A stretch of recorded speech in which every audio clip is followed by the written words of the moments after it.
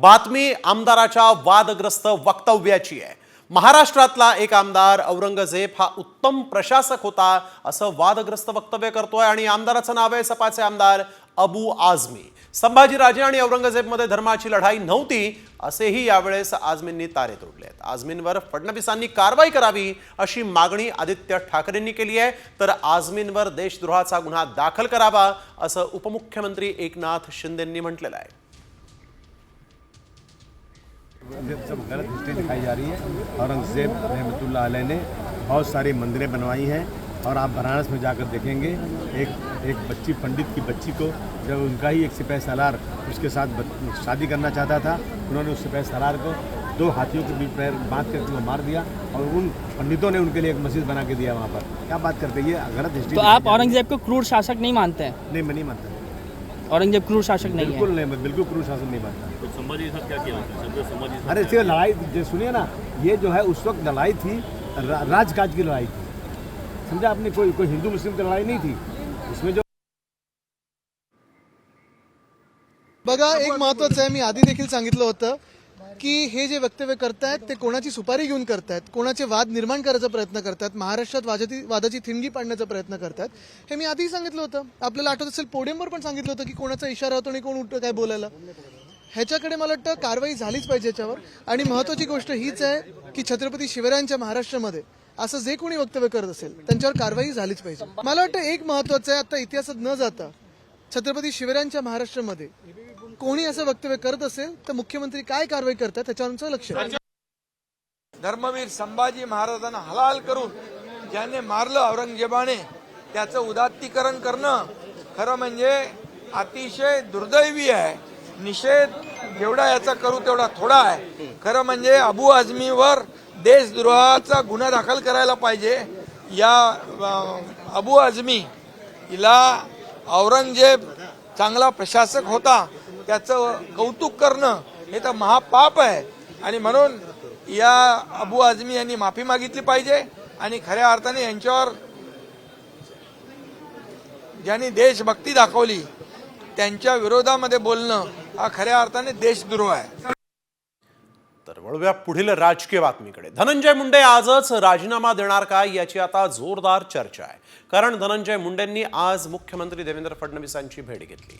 दोघांमध्ये 10 ते 15 मिनिटं चर्चा झाली। एकीकडे धनंजय मुंडेंच्या राजीनाम्यासाठी विरोधक आक्रमक झालेले आहेत आणि याच पार्श्वभूमीवर धनंजय मुंडेंनी फडणवीसांची भेट घेतली। धनंजय मुंडेंना बेल्स पाल्सी आजाराचं निदान झालेलं आहे आणि त्यामुळे या आजाराचं कारण देत मुंडे राजीनामा देणार का याचीही आता चर्चा सुरू झाली आहे। बेल्स पॅल्सी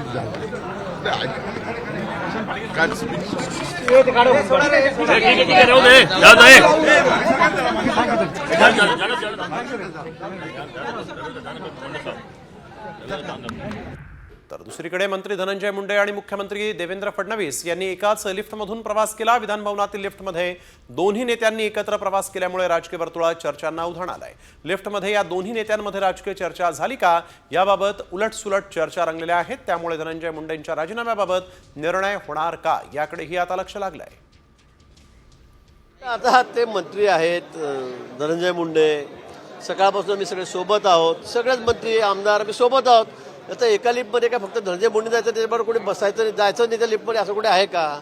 आता इथे लिफ्टमध्ये एवढी लाईन लागलेली आहे, गर्दी आहे, असतील सोबत सीएम साहेबांकडे काही कामाने गेले असतील, बोलले असतील। मला वाटतं असं अजिबात समजण्याचं कारण नाही। सगळ्यांची ते चर्चा करतायत, बोलतायत, वेगवेगळ्या विषयांवर चर्चा होते आहे, पण मला वाटतं की काहीतरी वेगळंच चाललेलं आहे। लिफ्टमध्ये सगळे बसले सोबत गेले म्हणून असं समजण्याचं अजिबात कारण नाही। स्वतःला वाचवण्यासाठी मंत्री धनंजय मुंडेंची धडपड सुरू असल्याची टीका करुणा मुंडेंनी केली आहे। धनंजय मुंडे छाती ठोकपणे सांगतात वाल्मिक कराड त्यांचा माणूस आहे। मुंडेंसारख्या व्यक्तींना मंत्रिमंडळात ठेवून राज्य सरकार अशा क्रूर वृत्तींना पाठबळ देत असल्याचा घणाघात करुणा मुंडेंनी केला आहे। त्याच्यासाठीही त्यांची धडपड चालू आहे ना, की कुठे ना कुठेतरी त्यांना आपल्या स्वतःला वाचवायचं आहे, आपलं पद वाचवायचं आहे। त्याच्यामध्ये आणि दिलेला आहे, पक्षांनी पण दिलेला आहे, दुसरी वेळ दिलेला आहे, त्यांची बहिणीला पण दिलेला आहे, त्याच्यामध्ये काय ते नाही आहे।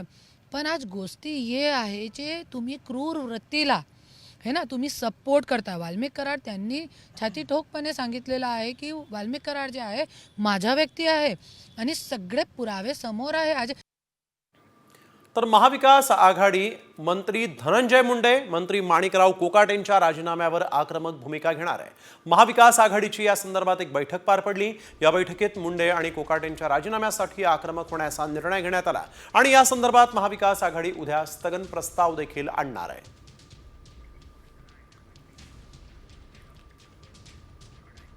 विधान परिषदेत माणिकराव कोकाटेंच्या राजीनाम्यावरून गदारोळ झाला. विरोधी पक्षनेते अंबादास दानवेंनी माणिकराव कोकाटेंच्या राजीनाम्याची मागणी केली आणि यावेळेस मुख्यमंत्री फडणवीसांनी कोर्टात हे प्रकरण प्रलंबित आहे असं सांगितलं. सुनावणीनंतर त्यावर निर्णय होणार असल्याचं देखील फडणवीसांनी स्पष्ट केलं आहे. माझं म्हणणं असं आहे की एक मंत्री कृषी मंत्री विरोधी पक्षनेते आपल्याला हा प्रस्ताव एका मंत्र्याला शिक्षा झालेली आहे आणि या शिक्षेला कोणत्याही प्रकारची स्थगिती आतापर्यंत नाही. 2 वर्षाची शिक्षा झालेली आहे. तर सरकारची याच्यात भूमिका काय आहे? सरकारची याच्यात भूमिका काय? जरा सभागृहांनी सरकारने जर पाहिजे होता. शोक आपण मी शोक प्रस्तावानंतर बोलता येणार नाही म्हणून मी आपली परवानगी मागितलेली आहे. परंतु एका मंत्र्याला शिक्षा झालेली आहे सभापती महोदय. माननीय विरोधी पक्षनेत्याला मी एवढंच सांगू इच्छितो की आपण मंत्री महोदयांच्या संदर्भात जे मांडता आहात त्या संदर्भात कोर्टाने सुनावणी पूर्ण केलेली आहे आणि क्लोज फॉर ऑर्डर ठेवलेला आहे. त्यांची ऑर्डर आल्यानंतर त्याच्यावर निर्णय सभागृह किंवा राज्यपाल घेतील. अधिवेशनाच्या पहिल्याच दिवशी भाजप आणि ठाकरे गट युतीची चर्चा सुरू झाली. त्याला कारण ठरलंय ते चंद्रकांत पाटील यांनी ठाकरे गटाच्या आमदारांची घेतलेली भेट. विधान परिषदेचे विरोधी पक्षनेते अंबादास दानवेंच्या दालनामध्ये ही भेट झाली आणि यावेळेस आदित्य ठाकरे, भास्कर जाधव देखील उपस्थित होते. या भेटीदरम्यान चंद्रकांत पाटलांनी विरोधकांना चॉकलेट दिलं. त्यावरूनच आता भाजप आणि ठाकरे गटामध्ये कुछ मीठा हो जाए या चर्चा सुरू होणार का अशी चर्चा रंगलेली आहे. दादा पाटील हे आमचे अतिशय सुस्वभावी नेते आहे. सर्वांशी सौजन्याने वागणारे नेते आहे. अतिशय मनात शुद्ध भाव घेऊन काम करणाऱ्या राजकीय नेत्यांपैकी एक नेते आहे. तर मला वाटतं की जेव्हा ते संसदीय कामकाज मंत्री म्हणून काम करतात तेव्हा हा संवाद उत्तम पद्धतीने होत असतो. चंद्रकांत पाटील यांनी विरोधकांना चॉकलेट दिलेला आहे त्यामुळे कुछ मिठा हो जाए का अशी चर्चाही आता राजकीय वर्तुळात सुरू झाली आहे. अधिवेशनाच्या पहिल्या दिवशी शरद पवार गटाचे गटनेते जितेंद्र आव्हाडांची विधिमंडळातील एंट्री ही चांगलीच गाजली. जितेंद्र आव्हाड हातात बेड्या घालून विधिमंडळामध्ये दाखल झाले. त्यांच्या या कृतीची राजकीय वर्तुळात जोरदार चर्चा रंगली. अभिव्यक्ती स्वातंत्र्य चिरडलं जात असल्याचा आरोप यावेळेस त्यांनी केला. मूलभूत अधिकार शाबूत राहिले पाहिजेत म्हणून बेड्या घातल्याचं जितेंद्र आव्हाडांनी म्हटलंय. जर या बेड्यांविरुद्ध आपण भारतीय बोलणारच नसू, अमेरिकेत करत असलेल्या अन्यायाविरुद्ध आपण व्यक्तच होणार नसू, तर अमेरिका आपल्याला गिळून टाकेल. आणि म्हणून या प्रातिनिधिक स्वरूपात लोकांच्या लक्षात आणून देण्यासाठी की तुमचे बांधव अमेरिकेत काय यातना भोगतायत ते या बेड्यांपेक्षा कमी नाहीत. आणि म्हणूनच या बेड्या माझ्या हातात आहेत.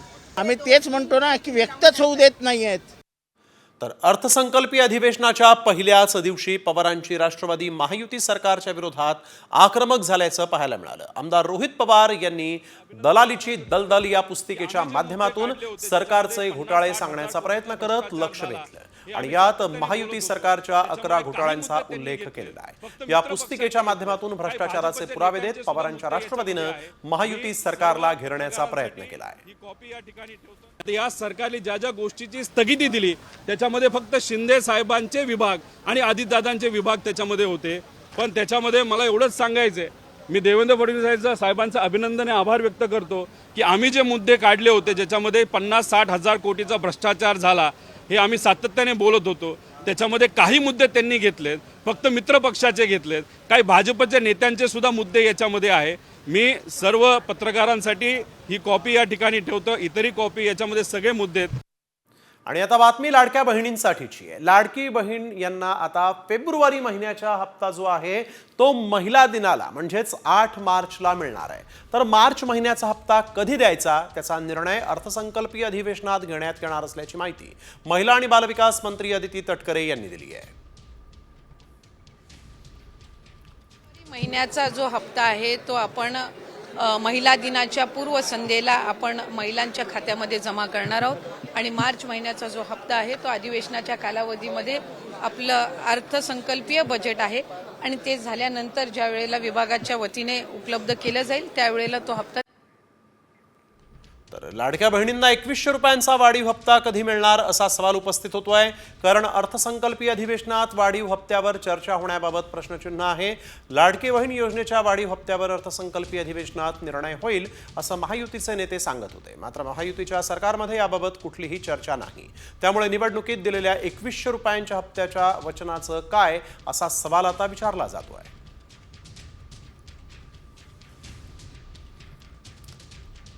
यानंतर वळूया पुढील बातमीकडे. स्वारगेट बलात्कार प्रकरणातील पीडित तरुणीनं आत्महत्या करावी वाटतेय असं सांगितलंय.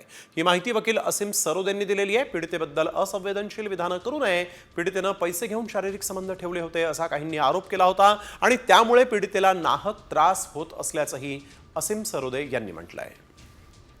त्या मुलीच्या सोबत उभं राहणं हे आवश्यक आहे व्यक्ती म्हणून, आणि तिला कोणत्याही प्रकारचा त्रास होऊ नये याची काळजी घेतली पाहिजे. कारण की जे वक्तव्य केले गेले त्यामुळे त्या मुलीने आम्हाला सांगितलं, वसंतराव मोरेंना मला, की मला आत्महत्या करावं वाटते, इथपर्यंत मला वाईट वाटत आहे. ती सुशिक्षित मुलगी आहे जिने आपल्यावर झालेला अत्याचार सांगण्याचा प्रयत्न केलेला आहे. तिच्या बाजूने उभं राहता अशा असंवेदनशील पद्धतीने जे वक्तव्य करतात त्यांच्यावर मनाई हुकूम मागण्याचा आम्ही प्रयत्न केला आणि कोर्टाने उद्या 11 वाजता सुनावणी ठेवलेली. स्वारगेट बलात्कार प्रकरणामध्ये एक धक्कादायक माहिती समोर आलेली आहे. आरोपी दत्ता गाडेनं 2 वेळा अत्याचार केल्यानंतर पीडितेला गळा दाबून जीवे मारण्याची धमकी दिली होती. त्यानंतर तिनं त्याला जीवे न मारण्याची विनंती केली. पीडित तरुणीला फलटणला ती जात होती. तिनं काढलेलं तिकीट देखील पोलिसांकडे आता पुरावा म्हणून जमा करण्यात आलेला आहे. यानंतर वळूया पुढील महत्त्वाच्या बातमीकडे. कोरटकरला आतापर्यंत अटक व्हायला हवी होती. खासदार शाहू महाराज छत्रपती यांनी एक मोठी मागणी केलेली आहे. कोरटकरचं वक्तव्य निषेधार्ह आहे असं देखील शाहू महाराजांनी म्हटलेलं आहे. 6 मार्चला मुख्यमंत्र्यांशी बोलणार असल्याचंही शाहू महाराज छत्रपतींनी म्हटलंय. कोरटकरला आतापर्यंत अटक करायला हवी होती असं देखील यावेळेस शाहू महाराज छत्रपतींनी म्हटलेलं आहे. त्यांना आतापर्यंत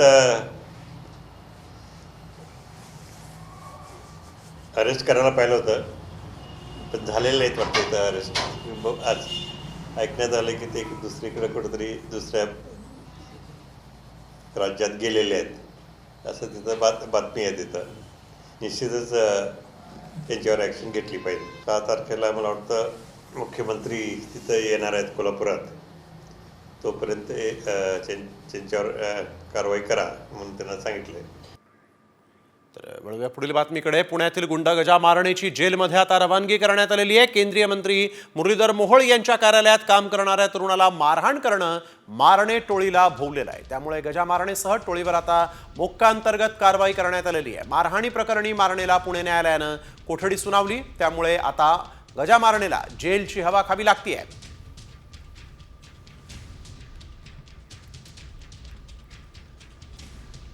लातूरमध्ये एसटीचा भीषण अपघात झाला. धावत्या एसटी समोर दुचाकी आली आणि बस उलटली. या एसटीमध्ये तब्बल 42 जण प्रवास करत होते. या अपघातात 2 ते 3 जणांचा मृत्यू झाल्याची माहितीही मिळतेय. या बेजबाबदार दुचाकी चालकामुळे हा भीषण अपघात झालेला आहे.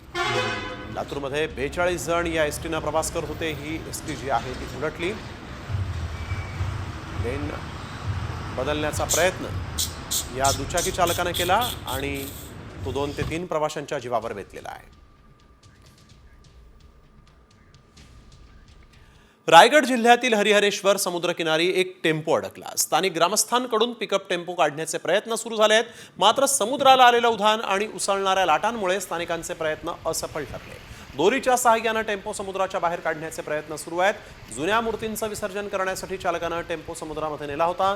समुद्राच्या भरतीचं पाणी वाढल्यामुळे टेम्पो पाण्यात बुडला आहे.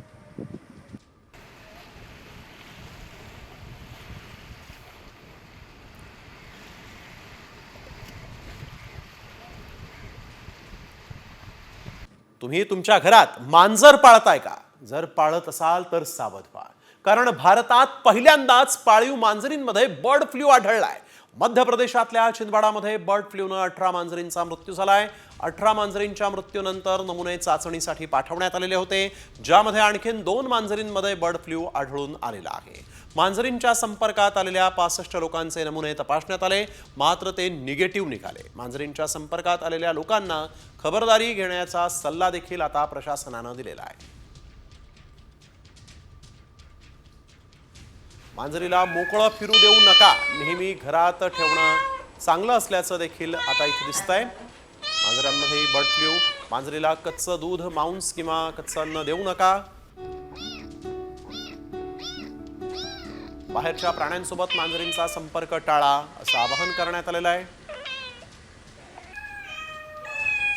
उंदीर तुमच्या घरात येऊ नयेत यासाठी देखील प्रयत्न करा. घरात प्रवेश करण्यापूर्वी तुमचे बूट स्वच्छ करा. उन्हाचा तडाखा वाढत असताना तब्येतीच्या अनेक तक्रारीही आता डोकं वर काढतायत. त्यामुळे उन्हाच्या तडाख्यापासून वाचण्यासाठी काळजी घ्यायला हवी असा सल्ला वैद्यकीय तज्ज्ञांनी दिला. उष्माघाताची लक्षणं काय आहेत, ती कशी ओळखायची आणि या वाढत्या उन्हात स्वतःची काळजी कशी घ्याल, जाणून घेऊयात. उष्माघाताची लक्षणं आपण बघतोय. प्रौढांना स्नायूचं आखडणं, चिंता वाटणं, चक्कर येणं ही लक्षणं दिसत आहेत. तसंच मळमळणं, उलटीचा भास होणं अशी ही उष्माघाताची लक्षणं आहेत. लहान मुलांना जेवायला ते नकार देत आहेत, चिडचिड करतायत. लघवीचं प्रमाण देखील लहान मुलांमध्ये उष्माघातामुळे कमी होत आहे. डोळे कोरडे होत आहेत, कुठूनही रक्तस्राव होऊ लागतो, ही उष्माघाताची लक्षणं आहेत. लहान मुलांसाठीची ही लक्षणं आपण बघतोय. तसंच तोंडाच्या जवळील त्वचा जी आहे ती कोरडी पडतीये. काय काळजी घ्यावी ते देखील अतिशय महत्त्वाचं आहे. अतिप्रमाणात साखर, मीठ, चरबीयुक्त पदार्थ खाणं टाळा. गरज असेल तेव्हाच घराबाहेर पडा. सैल आणि सुती कपड्यांचा वापर करावा. पाणी, फळं, ज्यूस यांचा आहारामध्ये समावेश करा. उन्हामध्ये बाहेर गेल्यास संरक्षणासाठी छत्री किंवा टोपीचा वापर करा.